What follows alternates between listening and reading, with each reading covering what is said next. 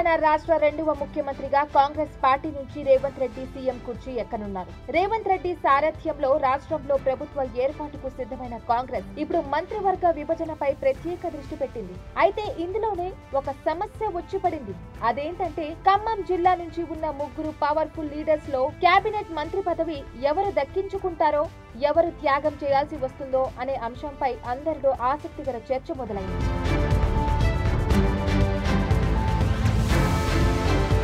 Congress party senior నాయకుడిగా, పార్టీకి వెన్నుదన్నుగా మల్లు భట్టి విక్రమార్కకు మళ్లీ మంత్రి పదవి దక్కడం ఖాయంగానే కనిపిస్తోంది. మధుర నియోజకవర్గం నుంచి వరుసగా 4 సార్లు ఆయన విజయం సాధించారు. మొదటి నుంచి కాంగ్రెస్ వాదిగా ఉన్న భట్టి విక్రమార్క పార్టీలో అంచెలంచెలుగా ఎదుగుతూ వచ్చారు. ఒకసారి ఎమ్మెల్యేగా బాధ్యతలు నిర్వహించారు. అసెంబ్లీలో డిప్యూటీ స్పీకర్ గా పనిచేసిన అనుభవం ఆయనకు ఉంది. రాష్ట్ర వ్యాప్తంగా పాదయాత్ర చేసి కాంగ్రెస్ పార్టీలో ఊపు తీసుకొచ్చారు. ఇక త్వరలో కొలువు తీరబోయే మంత్రివర్గంలో విక్రమార్కకు కీలక పదవి దక్కే అవకాశాలు నిండుగా ఉన్నాయి. ప్రభుత్వంలో అత్యున్నతమైన రెండో పదవి దక్కుతుందన్న ప్రచారం పార్టీ వర్గాల్లో విస్తృతంగా సాగుతోంది. విక్రమార్క దళిత సామాజిక వర్గానికి చెందిన ముఖ్య నేత కావడం, పార్టీలో గుర్తింపుతో పాటు అపార అనుభవం కలిగి ఉండడం ఆయనకు కలిసొచ్చే అంశాలు అని రాజకీయ విశ్లేషకులు అభిప్రాయపడుతున్నారు.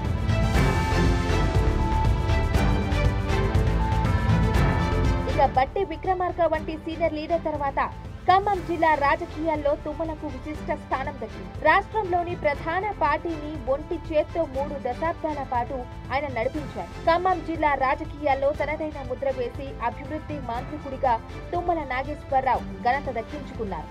ఇప్పటి వరకు 6 సార్లు ఎమ్మెల్యేగా విజయం సాధించిన తుమ్మల ఎన్టీఆర్, చంద్రబాబు, కేసీఆర్ ప్రభుత్వాల్లో మంత్రిగా సేవలందించారు.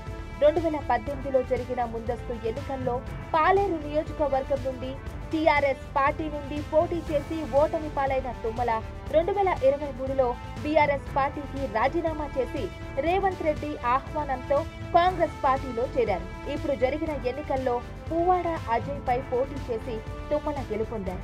ఇక ఉమ్మడి ఖమ్మం జిల్లా నుంచి అత్యధిక కాలం మంత్రిగా పనిచేయడం, పాలనలో అపార అనుభవం కలిగి ఉండడం వంటి విషయాలు తుమ్మలకు కలిసొస్తాయనే అభిప్రాయాలు వ్యక్తమవుతున్నాయి.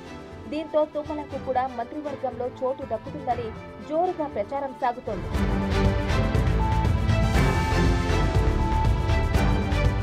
ఖమ్మం జిల్లా నుంచి కేబినెట్ మంత్రి పదవి కోసం పోటీ పడుతున్న వారిలో మరో కీలక నేత పొంగులేటి శ్రీనివాస్ రెడ్డి ఉన్నారు. కాంగ్రెస్ పార్టీలో కార్యకర్తగా కొనసాగుతూ వివిధ హోదాల్లో పనిచేశారు. 2013లో వైఎస్ఆర్ కాంగ్రెస్ పార్టీలో చేరారు. కొంతకాలం తెలంగాణ వైకాపా అధ్యక్షుడిగా ఉన్నాడు. 2014లో జరిగిన 16వ లోక్సభ ఎన్నికలలో ఆ పార్టీ తరఫున ఖమ్మం లోక్సభ నియోజకవర్గం నుండి పోటీ చేసి టీడీపీ అభ్యర్థి నామా నాగేశ్వరరావుపై గెలుపొందారు.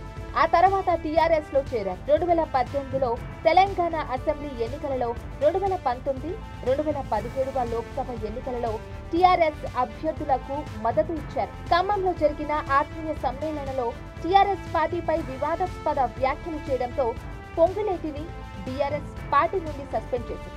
ఆ తర్వాత ఆయన 2023లో కాంగ్రెస్ లో చేరారు. కాంగ్రెస్ లో చేరిన తర్వాత ఖమ్మం జిల్లాలో కాంగ్రెస్ పార్టీకి నూతన ఉత్సాహాన్ని నింపిన నాయకుడిగా పొంగులేటి గుర్తింపు పొందారు. ప్రజాబలం కలిగిన నాయకుడిగా ఇటీవలి జరిగిన ఎన్నికల్లో కాంగ్రెస్ అభ్యర్థుల పక్షాన విస్తృతంగా ప్రచారం నిర్వహించారు. జిల్లాలో అత్యధిక స్థానాలు గెలవడంలో ముఖ్య పాత్ర పోషించారు. రాష్ట్ర శాసనసభ ఎన్నికల బరిలో తొలిసారి నిలిచిన పొంగులేటి పాలేరు నియోజకవర్గం నుంచి భారీ మెజారిటీతో విజయం సాధించారు. రేవంత్ రెడ్డితో పాటు ఏఐసీసీ పెద్దలతో సన్నిహిత సంబంధాలు కలిగి ఉండడం, పార్టీకి ఆర్థికంగా అండదండలు అందించడం, ఉభయ జిల్లాల్లో తన అనుచరులందరినీ గెలిపించుకోవడం ఆయనకు సానుకూలంగా మారతాయనే వాదనలు వినిపిస్తున్నాయి.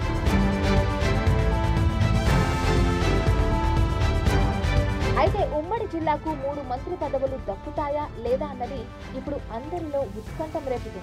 ఒకవేళ పొంగులేటి, తుమ్మలలో ఒకరికే మంత్రి పదవి దక్కితే మరొకరు త్యాగం చేయాల్సి వస్తుందనే వాదనలు బలంగా వినిపిస్తున్నాయి. For more updates keep watching RT.